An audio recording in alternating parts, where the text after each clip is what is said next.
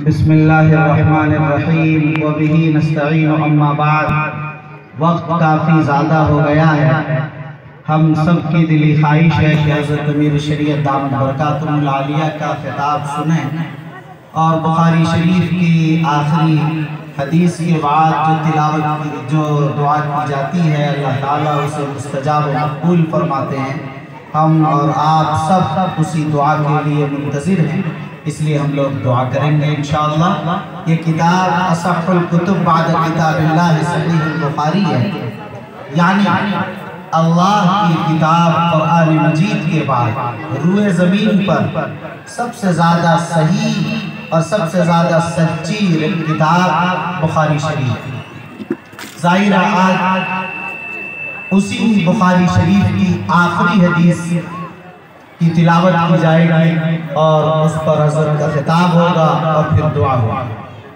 دیکھیے، بخاری شریف کی تکمیل کے بعد بزرگوں کا تجربہ ہے کہ دعا مقبول ہوتی ہے۔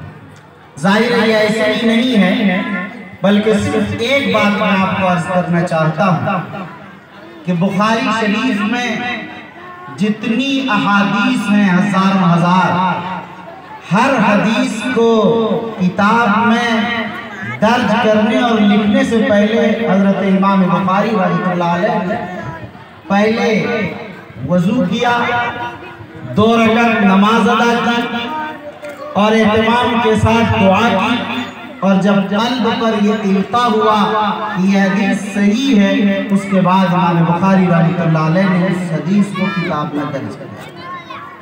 آپ ذرا صرف اندازہ کریں کہ کتنی بار غسل کیا ہوگا، وضو کیا ہوگا اور نماز کتنی رکعت ہوئی ہوں گی اور کتنا وقت لگا ہوگا۔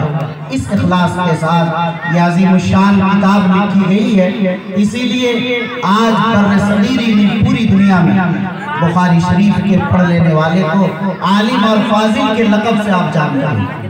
میں مبارکباد پیش کرتا ہوں جامعہ عائشہ کے تمام ذمہ داران کو، خاص طور پر مولانا حسنین صاحب قاسمی دامت برکاتہم العالیہ کو کہ انہوں نے مجھے دعوت دی اور حکم دیا کہ آپ کو بھی حاضر ہونا ہے۔ حاضر ہو کر بڑی خوشی ہوئی اور الحمدللہ دیکھ رہا ہوں کہ جیسے جنگل میں منگل ہو، باغ و بہار ہے۔ الحمدللہ وہ بچیاں بھی خوش نصیب ہیں جو آج بخاری شریف کی تکمیل کر کے آج سند حدیث حاصل کریں گی۔ ان کے ماں باپ بھی خوش نصیب و سعادت مند ہیں کہ آج ان کی بیٹیاں، ان کی نونہالان آج عالمہ اور فاضلہ بن کر اس ادارے سے فراغت حاصل کر رہی ہیں۔ ان سب کو مبارکباد پیش کرتا ہوں اور اس پورے علاقے کے تمام محبین، مخلصین، معاونین، منتظمین سب کو ایک بار مبارکباد پیش کرتا ہوں کہ آپ حضرات جس جوش جذبے کے ساتھ یہاں جمع ہوئے ہیں، اللہ ہم سب کے جمع ہونے کو قبول فرمائے۔ دعا فرمائے اللہ تعالی شانہ